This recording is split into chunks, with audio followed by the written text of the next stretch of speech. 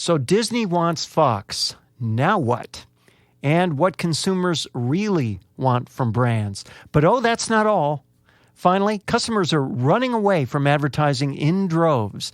This is episode 76 of Media Unplugged, a special 3-topic year-end episode of the podcast that goes behind the spin to reveal what's really happening in media.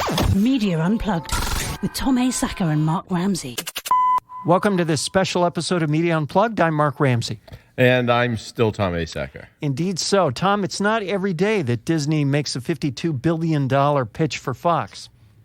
That is a big bet, isn't it? That's all anybody's talking about right now, so we had to squeeze it into our show at the last minute. But I think we'll have an interesting take on it. This, for anybody who doesn't know, is the big news of the day. The Walt Disney Company saying today it had reached a deal to buy most of the assets of 21st Century Fox, the conglomerate controlled by Rupert Murdoch, in an all-stock transaction valued at $52 billion. And here's what the New York Times says. I thought this was so peculiar. Disney now has enough muscle to become a true competitor to Netflix, Apple, Amazon, Google, and Facebook in the fast-growing realm of online video. Now, Tom, Disney has enough? No. To compete against Netflix, which has whatever anybody gives them, along with the stuff they produce themselves. Apple, which has nothing. Amazon, which has almost nothing. Google, which has nothing. And Facebook, which has nothing. Look, it's. So what did Disney buy exactly? Well, let's talk about it. Right. They bought proven content so that they can continue story development and push that content out there. Because, look, they know that the future, everyone knows that the future of traditional media companies is in digital. Mm-hmm. They're going to have to fill that digital pipeline if they want to go direct to consumer, and that's my guess.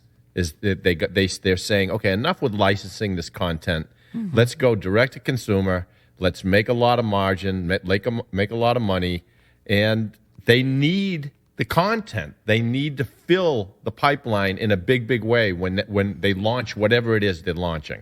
See, now that I think you just nailed it, because here's the thing here. This is about owning capturing as much content as you possibly can, and then also about going direct to consumer.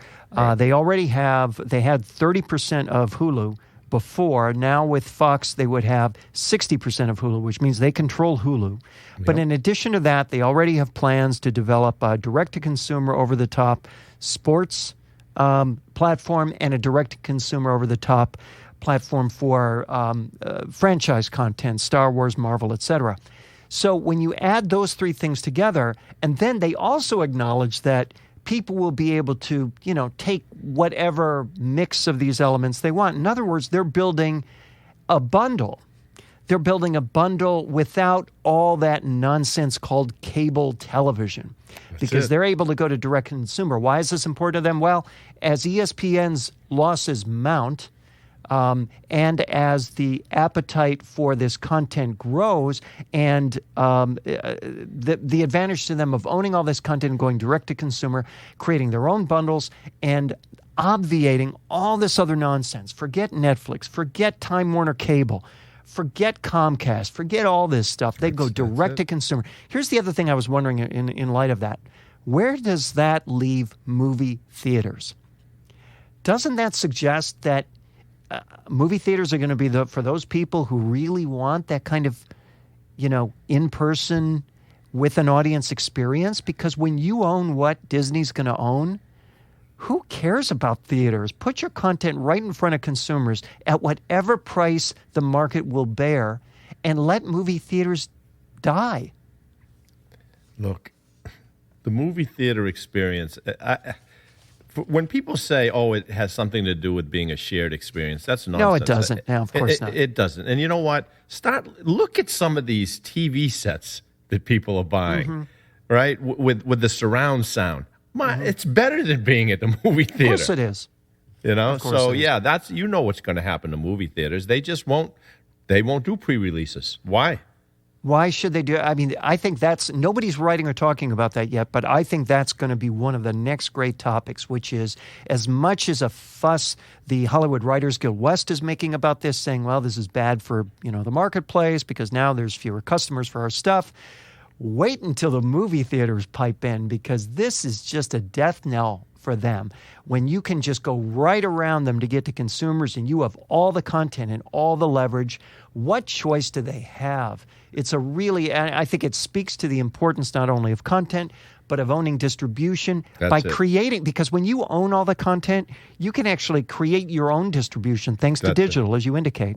That's it. Look, the bottom line in media is this. The money, and we've talked about this over and over again, the money follows the content, either in subscription fees, ticket prices, advertising dollars, so long as you can drive attention to that content, right? Mm-hmm. And everyone knows that popularity drives attention and that digital is the future of that content delivery. So this seems like a really smart move by Disney. Now, look, they're gonna do what every other company does that has a big merger. They're going to cut the hell out of the costs, right? More than $2 billion saved, quote unquote. Well, what does that mean? Does that mean that the studios, the Fox studios are going to lose all kinds of people?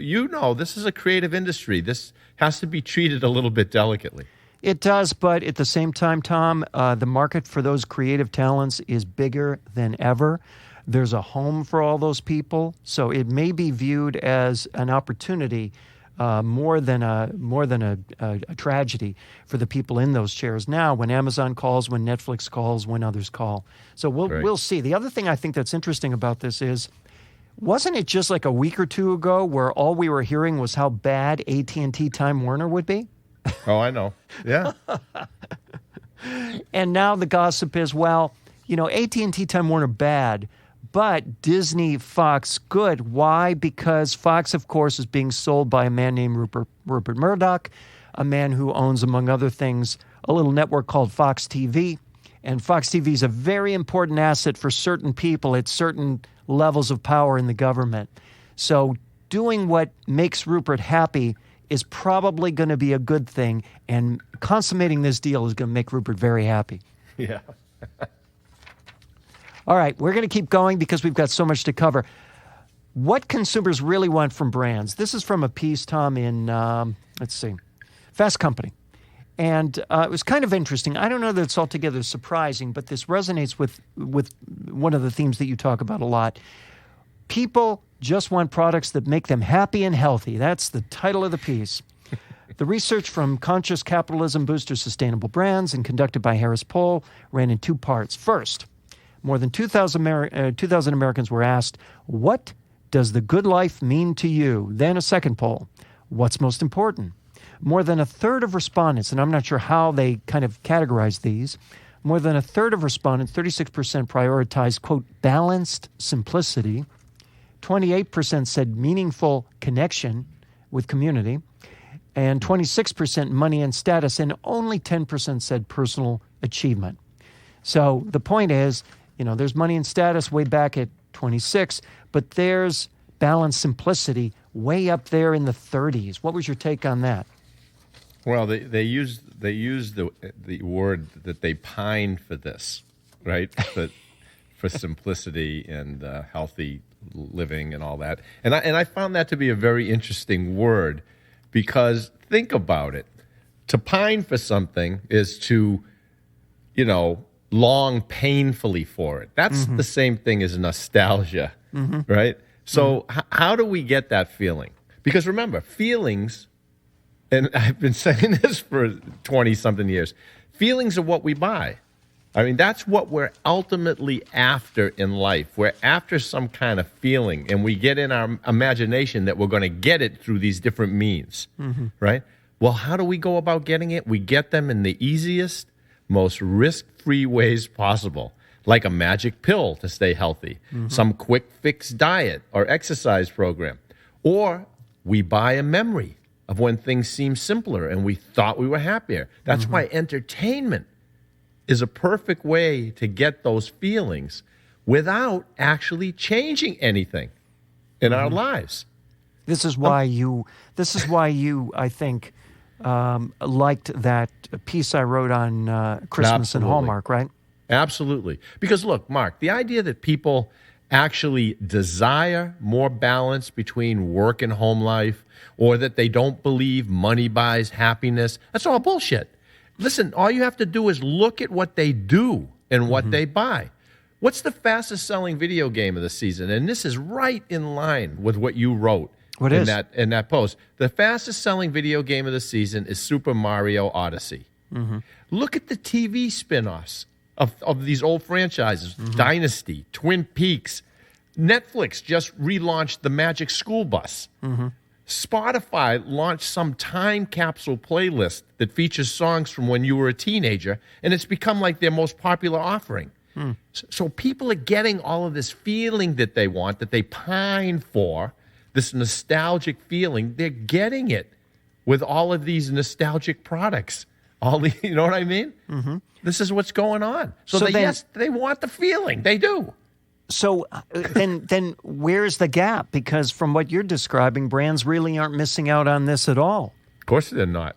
See, that's the thing. When you poll people, and you've done this for your entire career, if you poll people and you ask what's most important, you don't get from them, here's what I'm going to do. You get, here's what I wish would happen.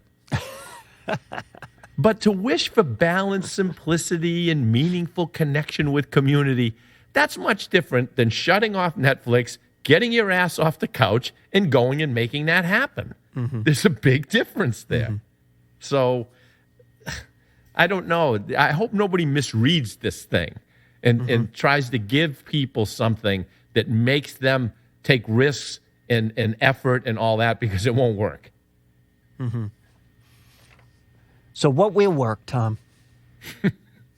What's working, right? Like I said, how can you give me these feelings that I want and make it really easy and simple for me? Now, here's the trick to that. If any of this stuff actually worked in the marketplace to give us the feelings we wanted, we would never buy anything ever again. We'd buy one brand of toothpaste because the white teeth had all these people attracted to us. Right. We'd buy the one diet book because that worked and we didn't have to buy another one. See, none of it gives us the feelings that we're looking for. These feelings of acceptance and love and simplicity and all that. So we keep going back to the marketplace looking for it over and over again. So essentially you're saying there's nothing at all new here. Of course not. It's interesting that the author says brands like Panera Bread, Cliff Bar, Patagonia, and REI exemplify branded balanced simplicity, standing out for quality over quantity, usefulness over triviality. And I thought, well, but they're also like counterexamples to all those, aren't there? Exactly. Bigger examples, too. Right? So, I like his closing statement in the article. It says, there is a lack of consistency of commitment, communication, and education from brands. They're being haphazard in changing their value propositions between products. They're not communicating their values in a way that generate confidence. Maybe it's because consumers are haphazard in their commitment. I mean, the marketplace is just nothing but a dance. So if you're going to be haphazard, I'm going to dance haphazardly with you. Oh, well put. You're listening to Media Unplugged with Tom Asacker and Mark Ramsey. I am television advertising, and I have a problem, Tom. That's from the title of a piece from Media Insider, which I thought was kind of interesting. This is our third and final topic. This was from a presentation that the NBC brass did in front of a bunch of advertisers, and it began with the sentence, "I'll cut right to the chase, we have a problem." That was followed by NBC Entertainment Chairman Bob Greenblatt, who essentially outlined the scenario, which is on one side, we've got more and more entertainment content that doesn't rely on ad revenue. And where there's advertising, it's so terrible, it turns off consumers to the degree that they're driven away even faster to all these new non-ad revenue-supported entertainment platforms. And that's bad for advertisers, for agencies, for TV networks, maybe not for consumers. He left those out. He did say consumers are running away from advertising in droves, he said. But I'm not so sure that's a problem. That was, from his perspective, that's a problem. But I don't know if it is for consumers, right? I don't know. Look, first of all, good for them. You know, the first step in solving a problem is acknowledging that it exists, right? Because honestly, I remember the late great physicist Richard Feynman. He said that the first principle is that you must not fool yourself, and you are the easiest person to fool. Television advertisers, these big brands have been fooling themselves for a long time. Now, maybe it's because they subconsciously know that this is not a simple problem to solve. It's going to require, God forbid, creativity, innovation, uncertainty, risk, change. Those are all of the things that large organizations hate. They hate that. The idea of it just upsets them. They don't want that. So when Greenblatt points out that we need to get to a point where people watch ads for a reason and there is much less interruption, this guy misses the essential point of what advertising is in the first place. This is what I'm saying. You mean it's interruption? Free Content is the reason, and interruption is the price for that reason, right? Right. That's right. it. So it's a toll. I agree with the author. I agree. Well, I agree. Advertising is not to blame, right? But I agree to a point. But then he goes on. Bad advertising not to blame. Bad television is. Now, here's where I think things get sketchy. The non-advertising revenue-dependent platforms are attractive to consumers because the content on the platforms offers so far superior to what the networks and most cable channels offer. Just look at the Emmys. He gives examples. And what do the networks offer? More NCIS and a Roseanne reboot. Now, Tom, I mean, you can look at, I did this analysis. I mean, if you look at FX, one of the most prized networks right now in terms of the quality of their content, they have some of the shows that are really kind of ringing up the nominations with regard to television awards. And they don't have ratings. I mean, if you look at the ratings for Feud, Betty and Joan, or Fargo, and compare those to the ratings for, let's say, NCIS, Tom, there's no comparison. So for him to say the problem is television is bad, we need good television, what we should do is copy the approach of these the premium networks that offer subscription and create better shows. What you end up doing is creating better shows that fewer people want to see. And better shows that fewer people want to see are not better shows for advertisers or networks, correct? Look, it's the content, stupid. Look at how many interruptions people deal with to watch an NFL game. Right? There's 11 minutes of football in a 3-hour telecast. It's ridiculous. But what's the option? Right? What's the option? Do you think when people watch an episode of This Is Us or they're watching The Good Doctor, do you think they go, shit, another ad? That it's just, of course they don't. It's part of the deal. People intuitively understand the deal. You buy a beer at the grocery store, it costs you $1. You buy it at a nightclub in New York City, it costs you $10. People understand this stuff. If that's true, then what is the solution here? If the solution isn't fewer spots, if the solution isn't better ads, and if the solution isn't better programs, because you can make another This Is Us, but you can't make another whatever game's on right now for NFL, right? Yeah. Okay. So he concluded with his solution? TV needs to evolve to become more like the platforms that people like, both in content strategy as well as presentation and distribution strategy. Look. So in other words, that means more subscription based, less advertising based. I don't see. This is what he's saying. It makes no sense, is what he's saying. I don't think this is right at all. Right? It doesn't. Listen, here's the thing. You just look at TV.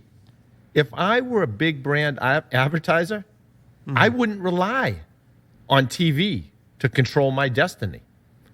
I wouldn't do it because he's looking at this saying, in order to have, I don't even know what he's saying, because he's kind of saying, in order for TV to evolve and survive, they got to get rid of advertising. If they do that, they're not TV. Then they're not TV, and then that doesn't solve the problem for networks or advertisers, does it? It doesn't. So it makes no. So I think what we go back to is God bless Disney for spending $52 billion at the right time on the right assets for the right reasons, because this is not the solution at all, right? Not at all. All right, Tom, it's time for Rants and Raves. What do you have this week? I'm pretty sure you've seen this, but I'm going to rave about it anyway. So this is a rave for a guy who pulled back the curtain on the illusion of online marketing. And he exposed kind of the idealistic and unrealistic allure of all of this stuff, just about everything. Did you hear about this guy that Tripadvisor's top-rated London? No. Oh no, you've got to read about this guy. So Tripadvisor's top-rated London eatery is some guy's shed in his backyard. I'm not kidding you. He posted fake food photos, and you have to see this. He showed how he made the food photo. It's like disgusting. It's funny as hell. And he put like all these glowing reviews for what he calls the shed at Dulwich, which is literally an old shed in his backyard. Now, here's what he said. He said, so one day I'm sitting in the shed, and I had a revelation. Within the current climate of misinformation and society's willingness to believe absolute bullshit, maybe a fake restaurant is possible. Maybe it's exactly the kind of place that could be a hit. In that moment, it became my mission. With the help of fake reviews, mystique, and nonsense, I was going to do it. Turn my shed into London's top-rated restaurant on Tripadvisor. He did it. He did it. You've got to Google this thing, read exactly how he did it, and then remember, to all our listeners, much of what you see online today, especially these easy-peasy, quick-fix programs that are going to make you a raving success, some kind of popular, rich and famous author, speaker, podcaster, screenwriter, personal coach, I don't care what you call it. It's all a bunch of mystique and nonsense. So read this guy's little journey, and you will crack up. That's fabulous. All right, I've got a couple. The first one is kind of a rave, and I'm not going to go into this in too much depth because Netflix just goes on and on about this on their technology blog. But we all knew that Netflix personalized recommendations, right? That's old news. What I didn't know, Tom, maybe you did, is that they also personalize visuals. Did you know that? Not at all. But I can't. I wouldn't put it past them to personalize no, of course, anything they I just can. had no idea. In previous work, we discussed an effort to find the single perfect artwork for each title across all our members. Through multi-arm bandit algorithms, we hunted for the best artwork for a title, say, Stranger Things, that would earn the most plays from the largest fraction of our members. However, given the enormous diversity in tastes and preferences, wouldn't it be better if we could find the best artwork for each of our members to highlight the aspects of a title that are specifically relevant to them? So, for example, a member who watches many movies featuring Uma Thurman would likely respond positively to the artwork for Pulp Fiction that contains Uma. Meanwhile, a fan of John Travolta may be more interested in watching Pulp Fiction if the artwork features John. And sure enough, this is what their data revealed. So I just found it so fascinating that something that, normally we would anticipate as, well, okay, they're tailoring the selection to me, but, the cover art is the cover art is the cover art. Well, in the world of Netflix, the answer is no. I found that really interesting. No, it's more than interesting. It's kind of scary. I mean, think about it. No, I mean, listen, AI is it's taking away our privacy, but it's kind of destroying. Look what it's doing. I mean, it's seeing what we're doing, and it's feeding us stuff to keep us in our own little bubble. I don't know. It's kind of Here's what I want. Here's what I want. I want, when I go to Stranger Things on Netflix, I want the cover image to be a picture of me watching the cover image of Stranger Things. That's coming. Believe me. And with a big smile on my face, giving myself a thumbs up. That's. You don't think that's coming?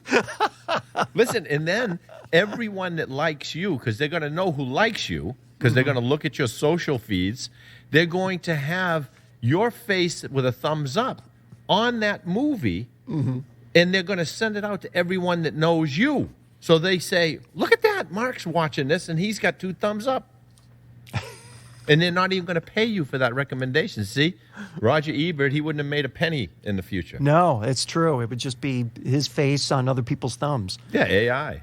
I want to go from AI to AR, artificial reality, with my favorite. I have my favorite article of the year that I want to share with you. God. Maybe you've seen this. This is from Bloomberg.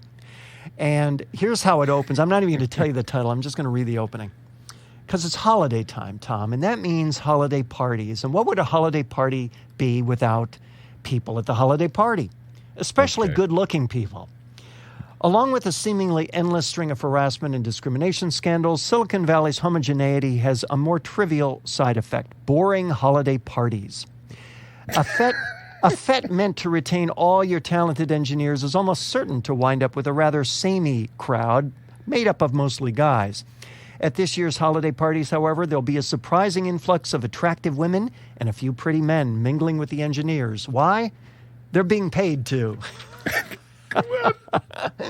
Local modeling agencies which work with Facebook and Google-sized companies, as well as much smaller businesses and the occasional wealthy individual, say a record number of tech companies are quietly paying $50 to $200 an hour for each model hired solely to chat up attendees. For a typical party scheduled for the weekend of December 8th, Create Agency LLC, who has great PR, is sending 25 women and 5 men, all good-looking, to hang out with, quote, pretty much all men, end quote, who work for a large gaming company in San Francisco. The company, which she would not name, has handpicked the models based on photos, made them sign non-disclosure agreements, and given them names of employees to pretend they're friends with in case anyone asks why they've never seen them around the foosball table. These companies don't want their staff to be talking to someone and think, oh, this person was hired to socialize with me, says the company head, who's sending models to 7 tech parties in the same weekend. Most models' contracts say they won't exchange contact information with party guests, and that gets tougher to handle with Grace when they're legally bound to pretend they're guests too. So there you go, from artificial intelligence to artificial reality, Tom. So we don't even know in the real world anymore if we're dealing with reality. You know what's funny is I've told you, as you know, I do these award shows every December, January, and I'll never forget the first time I went to the show, and my wife had gone out to the bathroom or something, and they were starting up again. All of a sudden, this well-dressed, attractive young woman sits down in her chair. Uh-oh. And I turn to her and I say, my wife is sitting there. And she said, it's okay, I'm a seat filler. And I said, a what? Oh, my goodness. So, yes, there's every time you watch an award show and you see all the beautiful people filling every single seat, just know that there's a troop of people off on the wings waiting for a seat to be empty. And when the music rises and the show begins, they rush to fill that seat. Because you can't have an empty seat in an award show because there's always a model. Well, it must be like these people that are like superstar professional speakers, and you come and you watch them speak, and then you say, "Oh my, look at all these people in the audience! I can teach you too how to be a professional," and they're all seat fillers. I was going to use something a little more innocuous, like when you get your photo taken with, Seth Godin at the end of Seth Godin's speech, almost like you're Seth's personal friend. Yeah, and you post it all over the internet. Something I spoke, like people put on their little bylines on podcasts. He's been on the stage with the Dalai Lama. Did they say that? Oh, absolutely. I've been on the same internet as the Dalai Lama. Exactly. I was in the same airport as the Dalai Lama. Before we go, Tom, this is our last episode of the year, and I want to thank everybody for being with us all year long. I just want to, last time I did a little movie review plug, and I want to do it one more time this time for a movie you may not have seen yet that I know you're going to enjoy, and it's the new one from James Franco called The Disaster Artist. Have you heard of this movie? Yeah. No, tell me. Well, it's about the making of one of the most notorious bad movies ever called The Room, which I had never seen, but boy, oh boy, I got to see it now. with a writer-director star, Tommy Wiseau is the guy's name, and Franco plays this guy, and it is just a hilarious movie, and you will not even believe that it's true, but it's true. It's got a little bit of Ed Wood in it, a lot of heart, and it's just insanely funny. So you've got to go see The Disaster Artist. Someone described it online as peak Franco, and I couldn't agree more. All right. Well, I'm looking forward to seeing that. And listen, I want to thank everybody, too, for bearing with us through all of our ramblings and rantings and the titles, and especially, mentions of Wax Museum things. And I hope they stay with us next year, because we'll bring them even more. We'll turn it up a notch, perhaps. Let us only hope that we can aspire to that. Exactly. Thanks for a great 2017 all, and thanks for listening. That's Media Unplugged for this week. Please remember to subscribe to us at iTunes or on Stitcher. And while you're there, please rate the show. It helps other folks discover us. You can also catch us at art19.com, Radio Inc., Media Village, and Google Play Music. You can follow Tom on Twitter at Tom Asacker and Mark at Mark Ramsey Media. Send us your questions and comments using hashtag Media Unplugged. If there's a media topic you want us to cover, tweet us. Catch up on older episodes at our website. We should call them vintage episodes. Oh, I like that. Nostalgic episodes. Nostalgic. What's the word that I hate so much? Artisanal vintage websites at our website, MediaUnplugged.net. See, I try and forget the word. Special thanks to the producer of Media Unplugged, Jeff Schmidt, exciting audio for media. Jeff, thank you for another great year. Happy holidays, Jeff. You can find him at jeff-schmidt.com. For Tom Asacker, I'm Mark Ramsey. Happy holidays, and thanks for listening.